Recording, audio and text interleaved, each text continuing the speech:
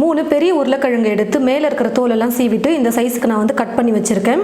இதோட வெயிட் வந்து பார்த்தீங்கன்னா 350 கிராம் இருந்தது. ஒரு பாத்திரத்தில் தண்ணி எடுத்து நல்லா கொதிக்க வச்சுக்கிட்டேன். தண்ணி வந்து பாருங்கள் நல்லா கொதிக்குது. இந்த சமயத்தில் நம்ம கட் பண்ணி வச்சுருக்கிற உருளைக்கிழங்கை போட்டு லைட்டாக வேக வச்சுக்கலாம். தண்ணி நல்லா கொதிச்சதுக்கப்புறமா உருளைக்கிழங்கை சேர்த்து ஒரு 5லேருந்து 6 நிமிஷத்துக்கு குக் பண்ணால் போதும். பாருங்கள் ஃப்ரெண்ட்ஸ், 5 நிமிஷம் வந்து உருளைக்கிழங்கை நல்லா குக் பண்ணிக்கிட்டேன். இப்போ ஸ்டவ் ஆஃப் பண்ணிவிட்டு தண்ணி இல்லாமல் உருளைக்கிழங்கை வடிகட்டி எடுத்துக்கலாம்.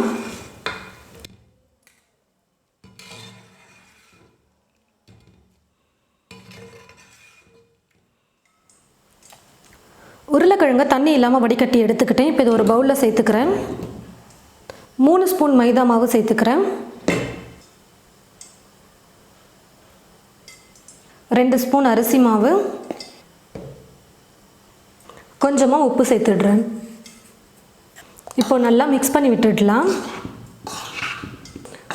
உருளைக்கிழங்கு சூடாக இருக்குன்றதுனால ஸ்பூன்லேயே மிக்ஸ் பண்ணிக்கோங்க.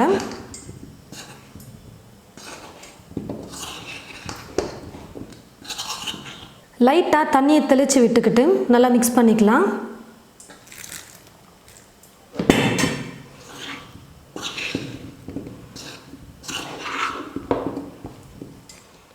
பாருங்கள் ஃப்ரெண்ட்ஸ், நல்லா மிக்ஸ் பண்ணிக்கிட்டேன். ரொம்பலாம் தண்ணி சேர்க்க வேணாம். சும்மா நம்ம சேர்த்துருக்கிற மாவு வந்து உருளைக்கிழங்குல ஒட்டணும்.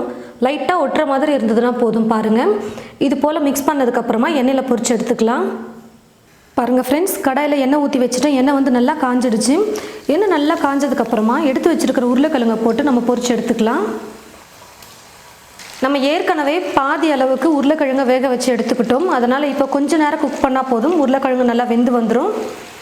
உருளைக்கிழங்கு நல்லா ஃப்ரை ஆகி கொஞ்சம் கலர் சேஞ்ச் ஆகும். அது வரைக்கும் நம்ம குக் பண்ணிக்கலாம். பாருங்கள் ஃப்ரெண்ட்ஸ், இந்த அளவுக்கு உருளைக்கிழங்கு குக் ஆகி லைட்டாக கலர் சேஞ்ச் ஆகிற வரைக்கும் குக் பண்ணால் போதும். இப்போ நான் எடுத்துடுறேன். இதே போல் மீதி இருக்கிற உருளைக்கிழங்கையும் எண்ணெயில் போட்டு பொரிச்சு எடுத்துடலாம். ஸ்டவ்வை பற்ற வச்சுட்டு ஸ்டவ் மேலே ஒரு கடாய் வச்சுருக்கேன். கொஞ்சமாக எண்ணெய் சேர்த்துக்கிறேன் கடாயில். எண்ணெய் நல்லா சூடேறினதுக்கப்புறமா ஒரு 2 பல் பூண்டு எடுத்து நல்லா பொடியாக கட் பண்ணி வச்சுருக்கேன். ஒரு சின்ன துண்டு இஞ்சியை பொடியாக நறுக்கி வச்சுருக்கேன். இப்போ இது ரெண்டையும் சேர்த்துடுறேன்.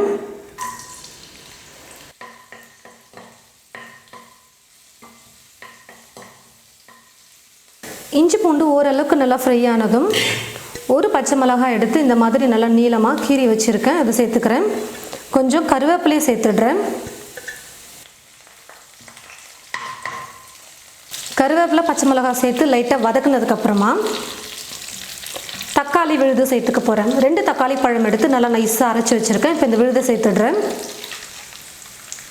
தக்காளியோட பச்சை மணம் போகிற வரைக்கும் நல்லா குக் பண்ணணும். ஒரு 3 நிமிஷம் நான் வந்து நல்லா குக் பண்ணிக்கிறேன்.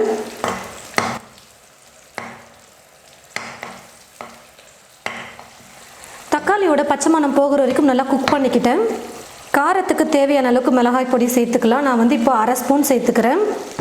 ஏற்கனவே உருளைக்கிழங்கு வேக வைக்கும்பொழுது உப்பு சேர்த்துக்கிட்டோம். இப்போ தேவையான அளவுக்கு கொஞ்சமாக உப்பு சேர்த்துக்கலாம். கரம் மசாலா 1/4 ஸ்பூன் சேர்த்துக்கிறேன். சீரகத்தூள் கொஞ்சம், மஞ்சள் தூள் கொஞ்சம் சேர்த்துடுறேன். ஸ்டவ்வை மீடியம் ஃப்ளேமில் வச்சுட்டு குறைஞ்சது ஒரு 4 நிமிஷமாவது நம்ம குக் பண்ணணும். அப்போ தான் சேர்த்துருக்கிற மசாலோடைய பச்சை மணமெல்லாம் போகும்.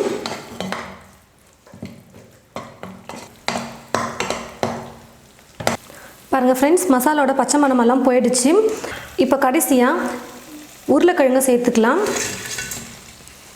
உருளைக்கிழங்கை சேர்த்துட்டு மசாலோட சேர்த்து நல்லா மிக்ஸ் பண்ணி விட்டுக்கோங்க.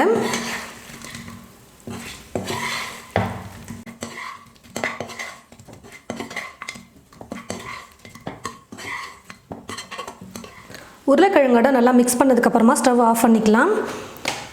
பாருங்கள் ஃப்ரெண்ட்ஸ், வீட்டில் வந்து சோயா சாஸ், டொமேட்டோ சாஸ் எதுவுமே இல்லைனாலும் நம்ம உருளைக்கிழங்கு 65 செய்ய முடியும். வீட்டில் இருக்கிற தக்காளி வச்சு உருளைக்கிழங்கு வச்சு எவ்வளோ நல்லா இன்ஸ்டண்ட்டாக நல்லா டிஃப்ரெண்ட்டான டைப்பில் நம்ம செஞ்சுருக்கோம் பாருங்கள். கொஞ்சமாக இதுக்கு மேலே கொத்தமல்லியை தூவி விட்டுக்கிறேன்.